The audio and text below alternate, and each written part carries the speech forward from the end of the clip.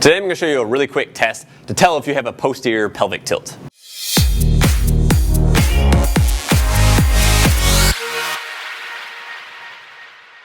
What's going on, everybody? How you doing? It's Blake Bowman here with GuerrillaZen Fitness, and in today's video I'm going to show you a really quick test to tell if you have a posterior pelvic tilt.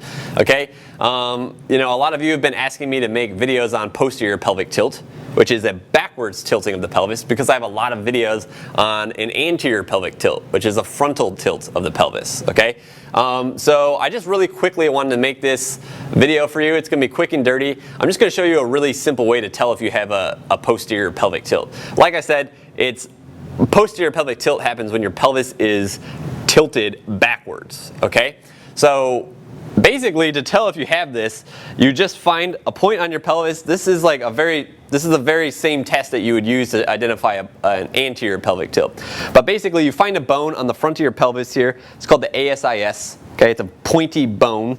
You can just find it with your hand. It's on the front side of your pelvis right here. Okay, and it will literally come to a point. That's how you know you're on it. Okay, so you find that, and then you run your other hand back towards your sacrum here, and you put your thumb on the bony part of the back part of your sacrum. It's called the PSIS, the posterior superior iliac spine.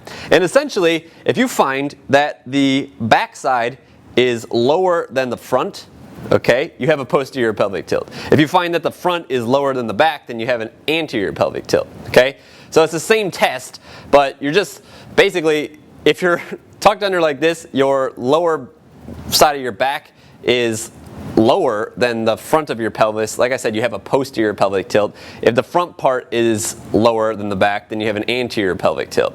Okay?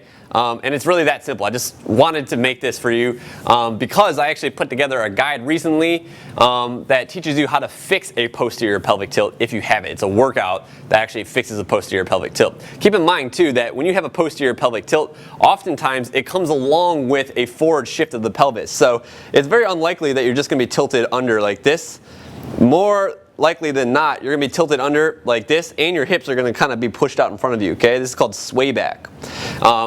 And basically, the workout that I put together helps you fix both of those things. Okay, but I just wanted to show you that test today so that you can confirm whether or not you have it. If you want to get the workout that helps you fix the posterior pelvic tilt, then open up the description down below or click the first link in the comment section, and basically you'll be able to see the posterior pelvic tilt workout that I set up for you there.